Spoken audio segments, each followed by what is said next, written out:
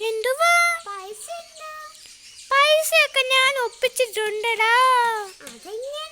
അതൊക്കെ ഉണ്ട്. പിന്നെ പോകുമ്പോ എന്തോ മേടിക്കണം?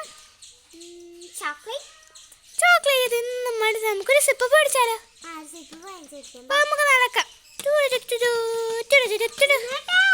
ഇങ്ങോട്ട് വഴിയും അറിയത്തില്ല. ഇങ്ങോട്ട് തോണ്ടക്കടാ, നമുക്ക് പോവാം.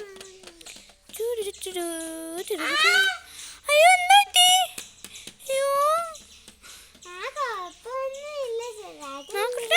അയ്യോ കാല് മുറിഞ്ഞല്ലോ. ഇപ്പൊ എന്തോ ചെയ്യും? അമ്മയടുത്ത് പറയാം.